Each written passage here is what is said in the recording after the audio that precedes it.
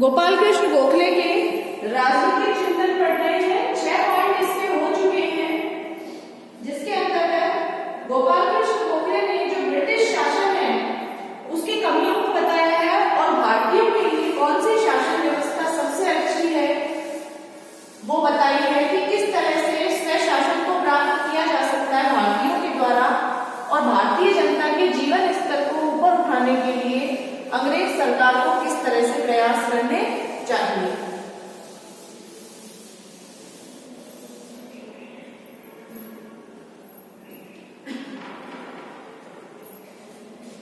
इसके बाद में जो 7वां पॉइंट है वो है सांप्रदायिक एकता में अटूट विश्वास।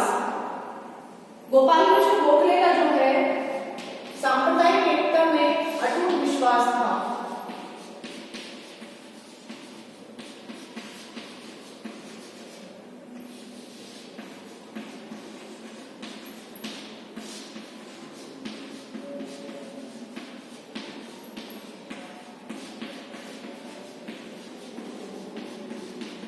सांप्रदायिक एकता से तात्पर्य है कि विभिन्न संप्रदाय, चाहे हिंदू, मुस्लिम, सिख, ईसाई, विभिन्न संप्रदाय के लोग जो भी भारत में रहते हैं उन सभी में एकता हो।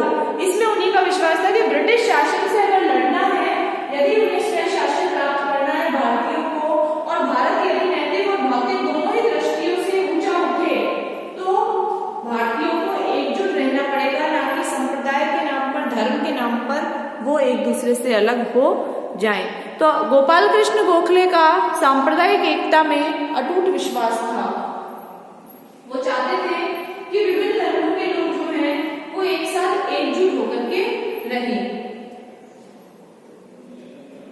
और गोखले थे जो भारत को नैतिक और भौतिक दोनों ही दृष्टियों से सबल देखना चाहते थे। गोखले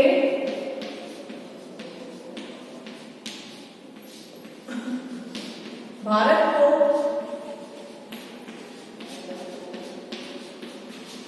नैतिक व भौतिक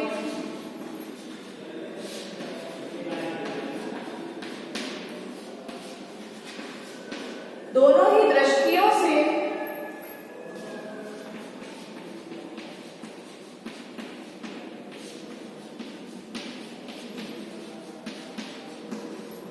भारत को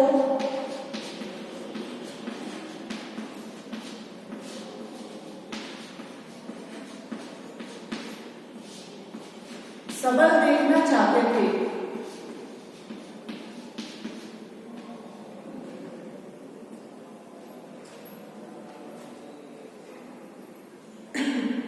अतः उन्होंने देश में सभी जातियों, धर्मों और संप्रदाय के लोगों के बीच एकता को आवश्यक माना। अतः उन्होंने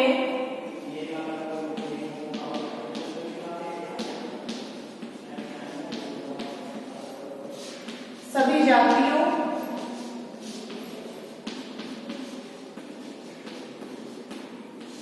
धर्मों,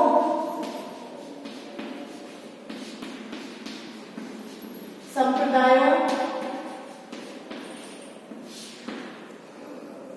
सभी जातियों, धर्मों, संप्रदायों के लोगों के बीच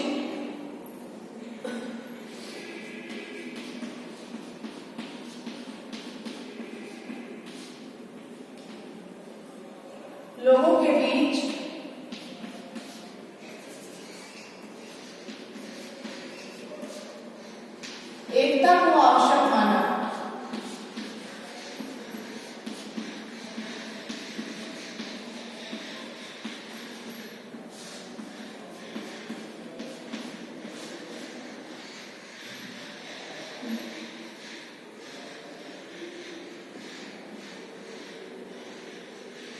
वे हिंदू मुस्लिम एकता को भारत राष्ट्र के लिए सबसे अधिक आवश्यक और कल्याणकारी मानते थे।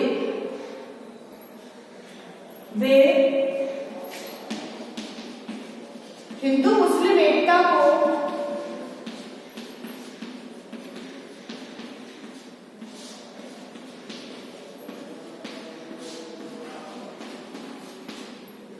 भारत राष्ट्र के लिए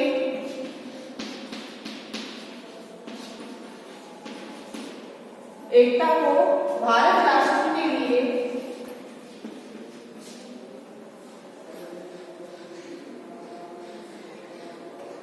सबसे अधिक आवश्यक और कल्याणकारी मानते थे।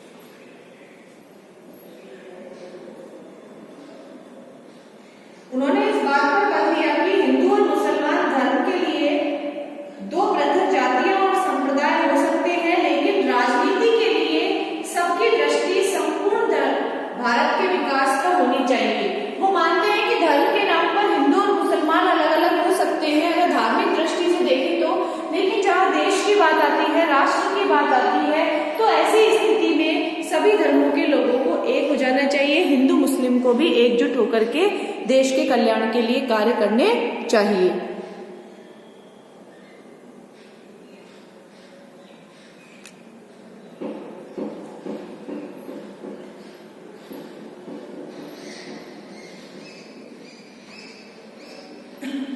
उन्होंने कहा कि बहुसंख्यक होने और शिक्षा की दृष्टि से आगे बढ़े होने के कारण हिंदुओं का भी दायित्व है कि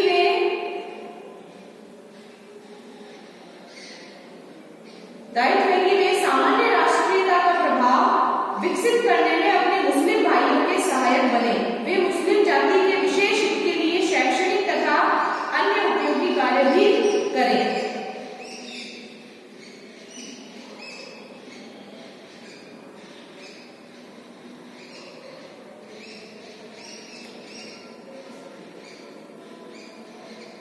आगे लिखिए आप इसमें बहुसंख्यक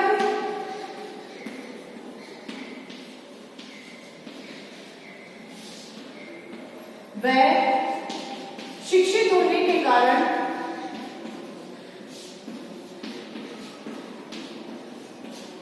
बहुसंख्यक व शिक्षित होने के कारण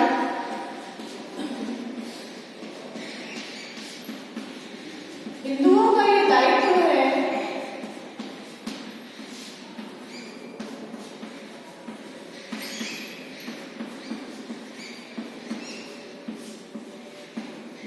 है कि वे अपने मुस्लिम भाइयों के लिए भी एक ऐसा वातावरण तैयार करें और सामान्य राष्ट्रीयता का प्रभाव विकसित करने में वे सामान्य राष्ट्रीयता का प्रभाव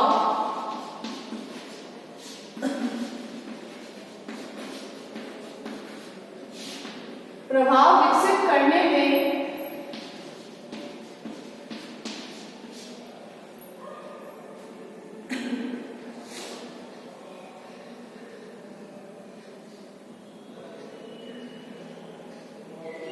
वे अपने मुस्लिम भाइयों के सहायक बने।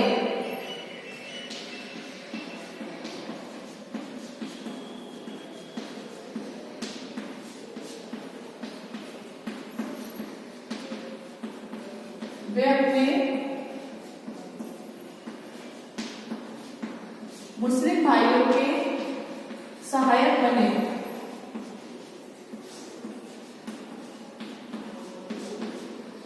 गोखले ने जो है वो तिलक जो बालगंगाधर तिलक ने शिवाजी उत्सव चलाया था और उन्होंने गणेश उत्सव चलाया, गणपति उत्सव, उसमें उन्होंने कोई खुशी नहीं दिखाई थी क्योंकि वो सिर्फ हिंदुओं के लिए थी, ऐसा वो मानते थे और वो नहीं चाहते थे कि धर्म के नाम पर जो देश है वो अलग अलग बट जाए। इसीलिए उन्होंने तिलक के वो दोनों ही उत्सवों का प्रतिकार कर दिया, उन्हें छोड़ दिया। हालांकि इस कारण वो कई आलोचनाओं का शिकार भी हुए, लेकिन फिर भी उन्होंने इस बात की परवाह नहीं की क्योंकि वो सांप्रदायिक एकता में उनका अटूट विश्वास मानते थे। 8वां है स्वदेशी का समर्थन। लेकिन बहिष्कार के प्रति शंकाएं। इसमें सांप्रदायिक एकता के लिए एक लाइन और है कि गोपाल कृष्ण गोखले जो है उन्होंने सन 1905 में भारत सेवक संघ का एक राष्ट्रीय एकता की दृष्टि से गठन किया। सन 1905 में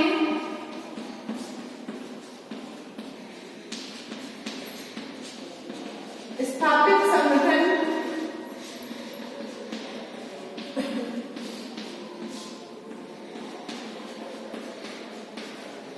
भारत सेवक संघ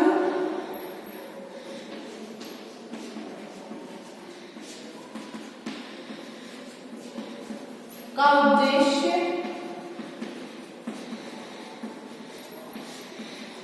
राष्ट्रीय एकता ही था।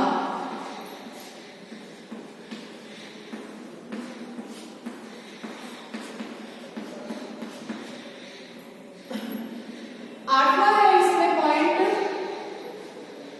स्वदेशी का समर्थन लेकिन बहिष्कार के प्रति शंकाएं।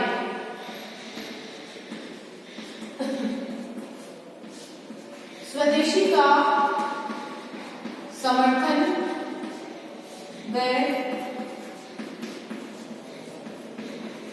बहिष्कार के प्रति शंकाएं।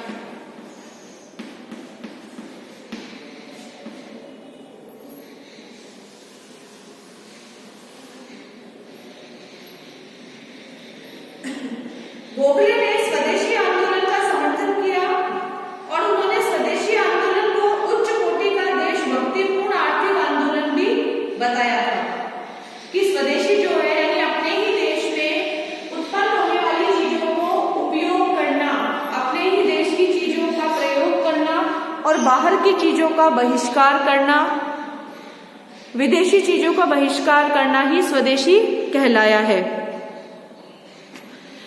लेकिन उन्होंने जिस तरह से स्वदेशी का समर्थन किया है लेकिन बहिष्कार के प्रति उन्होंने कुछ शंकाएं भी अपनी व्यक्त की हैं। उन्होंने कहा है कि स्वदेशी जो है, स्वदेशी आंदोलन को उन्होंने उच्च कोटि का देशभक्तिपूर्ण आंदोलन बताया है। गोपाल कृष्ण गोखले ने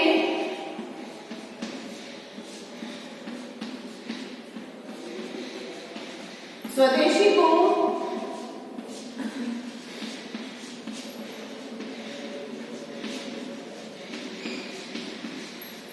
उच्च कोटि का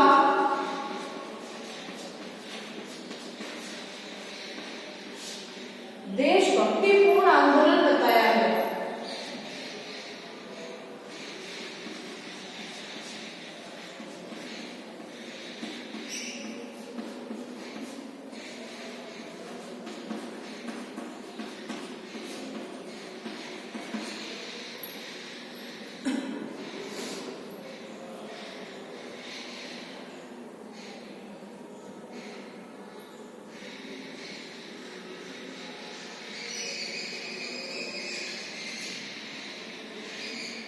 स्वदेशी आंदोलन जो है आर्थिक होने के साथ साथ देशभक्ति का भी आंदोलन है, ऐसा उनका मानना था कि जिन श्रेष्ठतम आदर्शों ने मनुष्य जाति के हृदय को कभी भी प्रेरित किया है उनमें से स्वदेशी का महत्वपूर्ण स्थान वो मानते थे।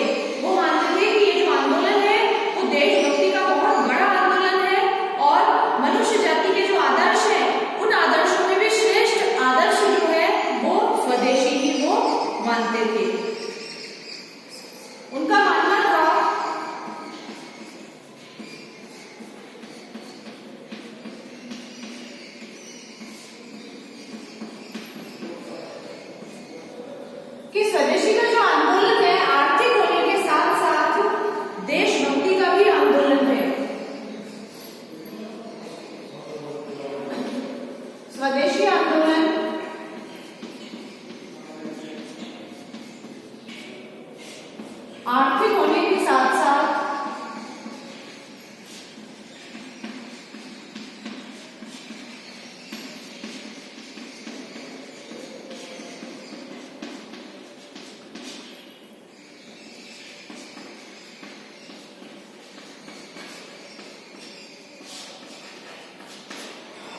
देशभक्ति का भी आंदोलन है।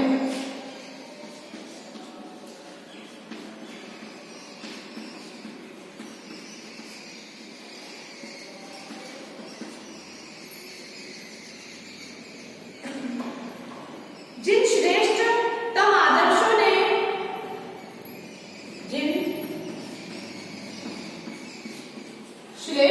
आदर्शों ने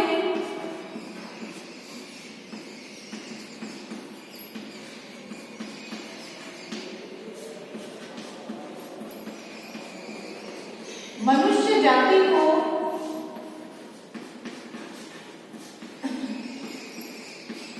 कभी प्रेरित किया था,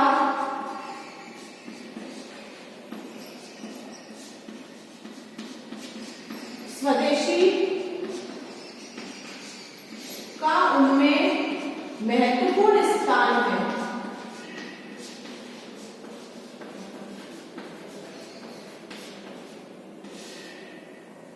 महत्वपूर्ण स्थान है कि जो मनुष्य के श्रेष्ठ आदर्श है उनमें स्वदेशी जो है वो महत्वपूर्ण आदर्श के रूप में स्थित है। जिस तरह से गोपाल कृष्ण गोखले ने स्वदेशी के प्रति इतनी बातें कही है या स्वदेशी में इतना विश्वास दिखाया है, उतना वो बहिष्कार में नहीं दिखा पाए हैं। उसके प्रति उनके मन में शंकाएं हैं कि उसके क्या परिणाम होने वाले हैं भविष्य में, और वो परिणामों को वो नहीं जानते थे। इसलिए उन्होंने कहा है कि स्वदेशी के समर्थक होते हुए भी गोखले ने बहिष्कार के उग्र अस्त्र के प्रयोग की अनुमति नहीं दी है। स्वदेशी के समर्थक होते हुए भी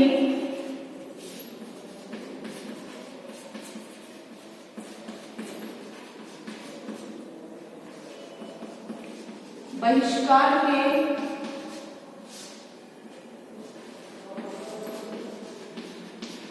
उग्र अस्त्र के प्रयोग की उन्होंने अनुमति नहीं दी है।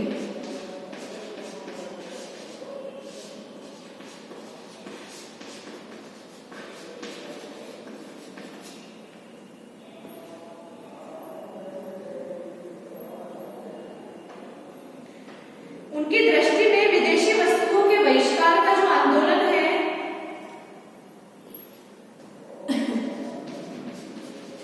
उनकी दृष्टि में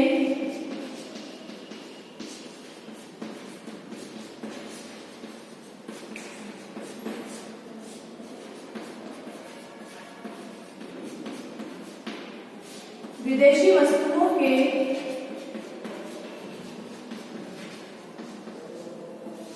बहिष्कार का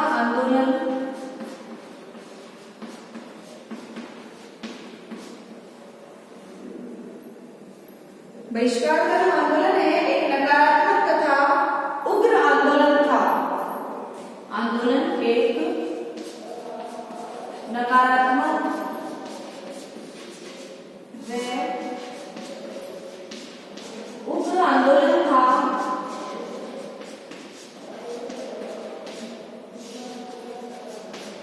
जिसके परिणाम जो थे वो संदिग्ध थे कि क्या परिणाम होंगे, किसी को पता नहीं था। आंदोलन था जिसके परिणाम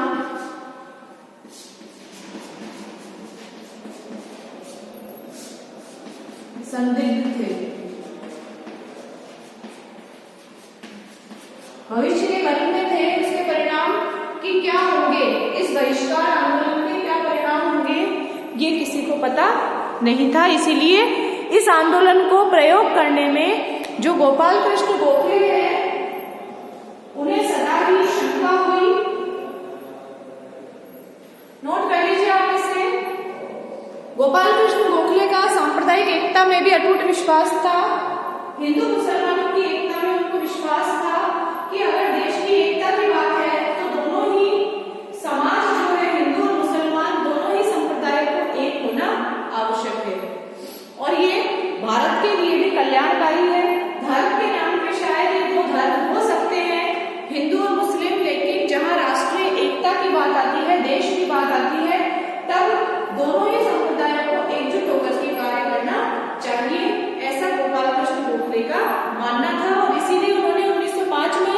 भारत सेवक संघ का भी निर्माण किया और इसका उद्देश्य था राष्ट्रीय एकता को बनाए रखना।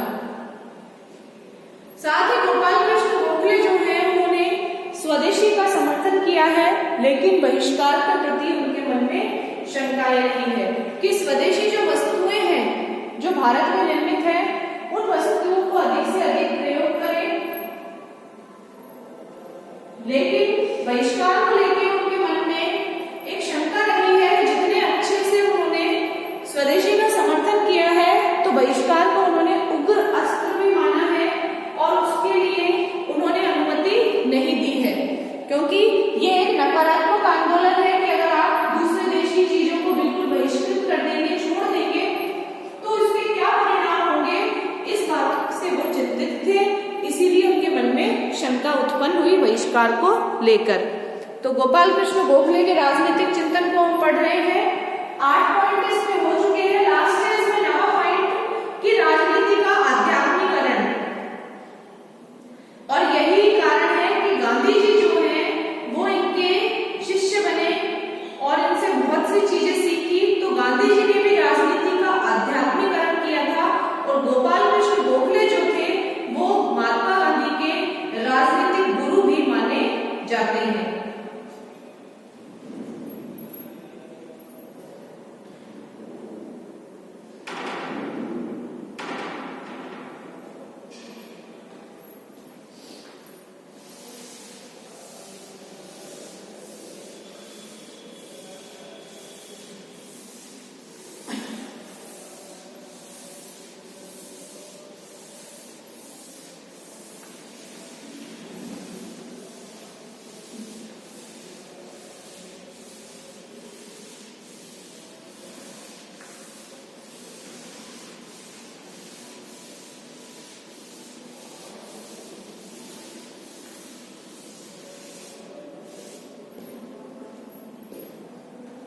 राजनीति का आध्यात्मिकरण, और आध्यात्मिकरण से तात्पर्य है राजनीति के अंदर आध्यात्मिक नीति, धर्म और नैतिकता को शामिल करना। तो लास्ट 9वां पॉइंट है इसमें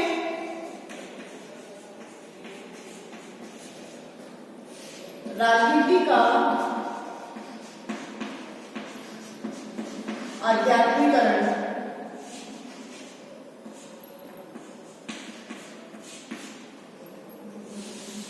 कि राजनीति में धर्म और नैतिकता को शामिल करना।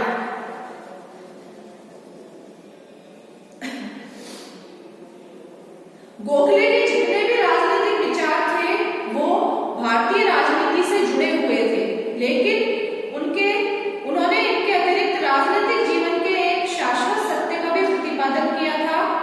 उन्होंने इस बात पे बल दिया कि धर्म और नैतिकता को राजनीति का आधार होना चाहिए। इसलिए गोखले जो थे वो राजनीति में नैतिकता तथा उच्च आदर्शों के उद्देश्यों को लेकर आए थे।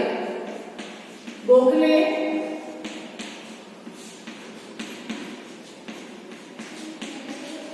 राजनीति में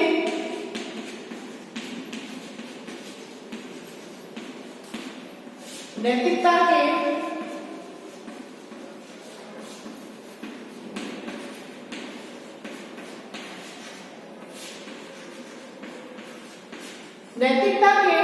उच्च आदर्शों को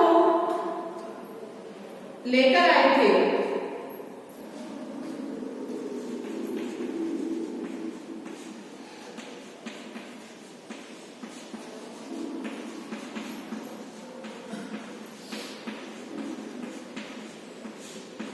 उन्होंने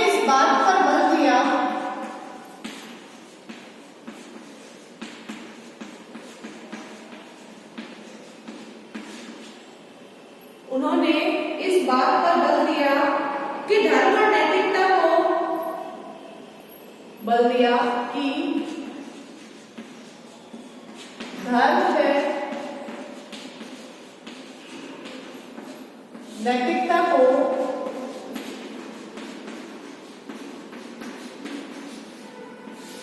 राजनीति का आधार होना चाहिए।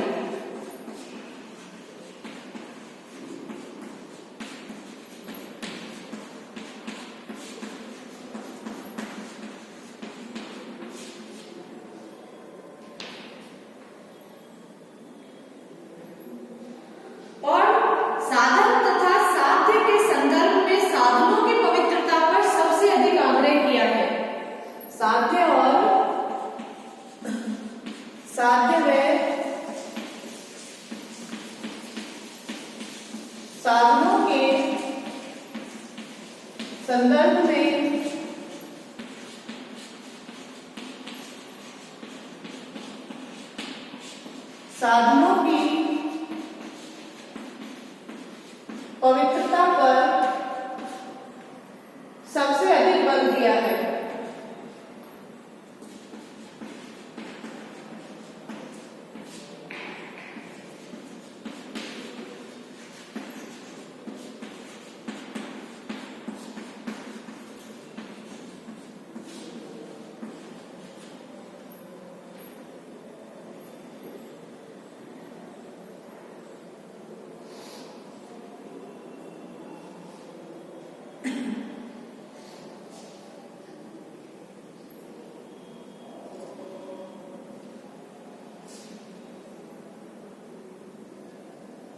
उनका विश्वास था कि राजनीति जो है वो जब ही जनता की सेवा कर सकती है, जब उसके अंदर आध्यात्मिक चीजें आ जाएंगी, नैतिकता आ जाएगी, और राजनीति एक अच्छी वस्तु बन जाएगी जब उसमें उसका आध्यात्मिकरण हो जाएगा। उनका विश्वास था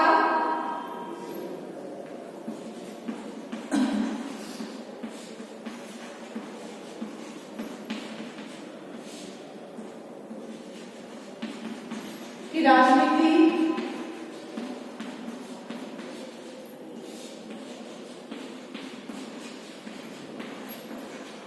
जन सेवा का माध्यम, जन सेवा का माध्यम तभी बन सकती है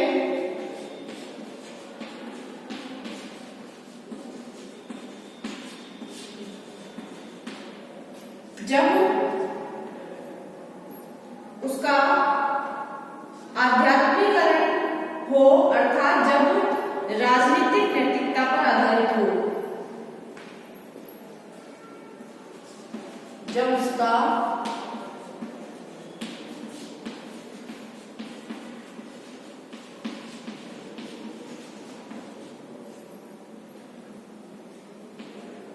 आध्यात्मिकरण हो,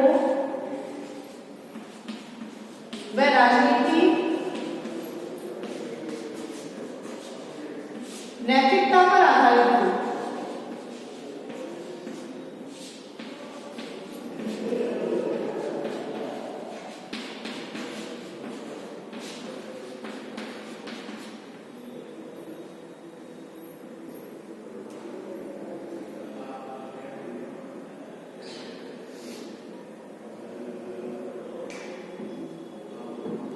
देश के जो नागरिक हैं वो सामाजिक दायित्वों के प्रति जागरूक हो, तभी देश का विकास संभव है।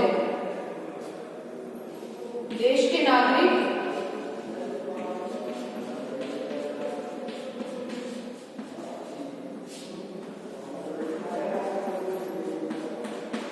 सामाजिक दायित्वों के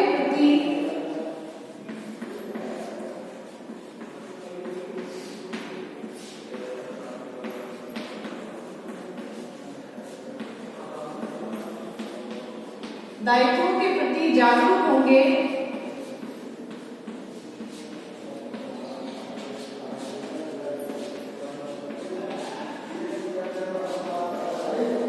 तभी देश का विकास संभव है। नोट कर लीजिए आप इसे।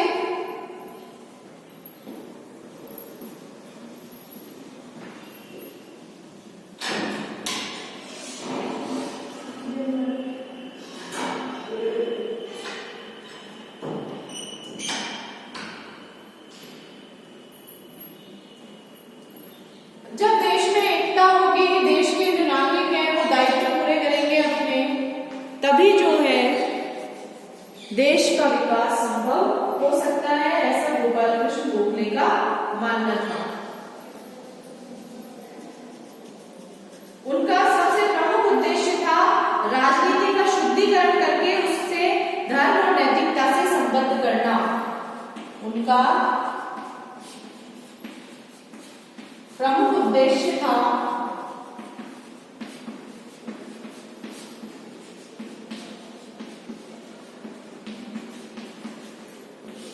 राजनीति का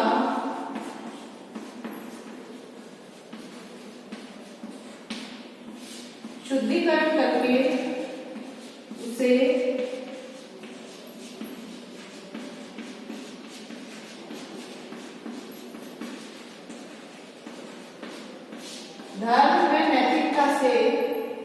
संबद्ध करना या उसे जोड़ना।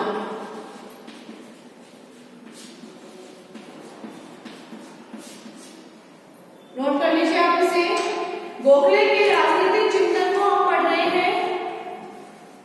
आपका ये राजनीतिक जो विचार है गोपाल कृष्ण गोखले के, ये कंप्लीट हो गए हैं। गोपाल कृष्ण गोखले ने ये 9 राजनीतिक विचार दिए अपने राजनीतिक चिंतन के अंतर्गत। उन्होंने बताया कि किस तरह से राजनीति का जो आध्यात्मिकरण है वो आवश्यक है, और इसी उद्देश्य के कारण जो है गोपाल कृष्ण गोखले वो गांधी जी के गुरु भी बन गए। गांधी जी के राजनीतिक गुरु के नाम से इन्हें जाना जाता है, गोपाल कृष्ण गोखले को। जिस तरह से गोपाल कृष्ण गोखले ने राजनीति के अंदर नैतिकता के उच्च आदर्शों को स्थापित किया,